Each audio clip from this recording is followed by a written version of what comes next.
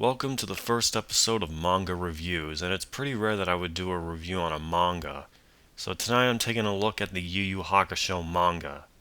Yes, folks, I've touched on the Yu Yu Hakusho anime, movies, video games, and OVAs, and now let us take a look at the manga itself.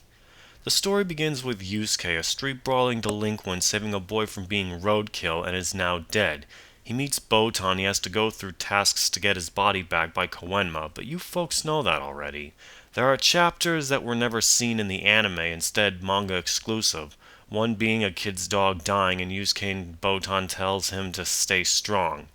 Another chapter is the Christmas one, the other involving an old man, a raccoon, and a few self-contained stories. Then we got the 3 artifacts arc, where Goki, Hiei, and Kurama have stolen 3 artifacts, and Yusuke must get them back, otherwise Lord Enma will flip his shit.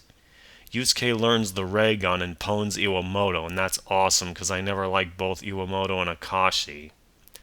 Then he uses the concentration ring and blasts Goki's head off. Again, that's awesome.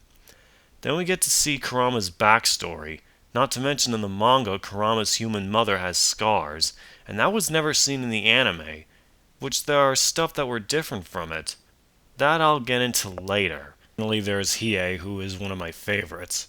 He has the conjuring blade, can turn into his demon form with lots of eyes, has a Jagan eye, and he looks a lot like Vegeta. The next story arc has Yusuke entering a tournament and hunt down Rando, who has stolen 99 powers and is after the 100th power from Genkai. Check out Yusuke's tongue. That's funny. And Kuwabara returns, plus Kuwabara performs Raygun, only to get his ass handed to Shorin. I mean, God, that is so torturous, breaking Kuwabara's arm. But Yusuke comes in and kicks Shorin's ass, except Shorin becomes Rando, and I love the design. It looks awesome. Though we don't see much of him, I mean, he should have been seen more. Then you got the 4 Holy Beasts story arc, where Yusuke and Kuwabara head to Demon City and ally with Kurama and Hiei to battle the 4 beasts. The first is Genbu, who can merge with any type of rock and uses Boulder Explosion. And then there's one part where Genbu has his head up his dick, which is very funny. Yeah, that's being a dickhead. The second, Byakuya, who can create beasts from the hairs of his mane. He can also absorb energy, shoots fireballs, and can survive lava, till he was killed by the third beast, Seryu, a dragon demon who can freeze anyone or anything with his Mototo Ryokan. Wow. Now that's being cold-hearted and cold-blooded. But thanks to Hiei, he kills him in a split second, and Hiei didn't give Seryu a chance to do anything. In the anime, Hiei took him down in about 20 seconds, and it wasn't much of a fight either.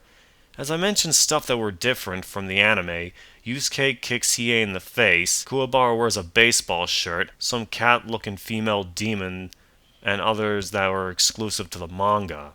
Then, Yusuke faces the last beast Suzaku, who's been controlling zombified humans who are going after Keiko with the demon flute.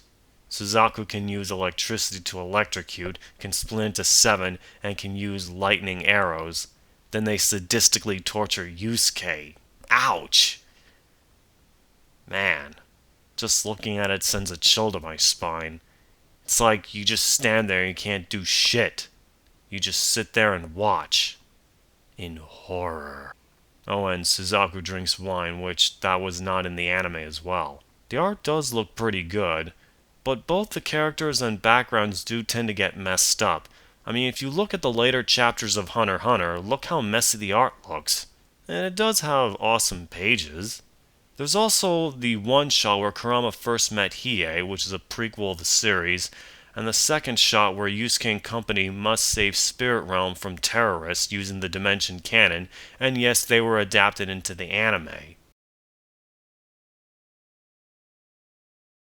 The Yu Yu Hakusho manga is great. Sure, the anime was better, but the manga is awesome. Though Togashi ended it due to his selfishness because of poor health when he was working on this series back then. I mean, I loved this series, it could have been longer. But after that came his second hit, Hunter x Hunter. That was also one of my favorites as well, and it's a masterpiece. So with that, this ends the first installment of Manga Reviews. Till then, in the words of Neverworld, this is Lord Byakuya saying, have an awesome day. And remember the golden rule! Anime, manga, and video games for life, boy! Bow!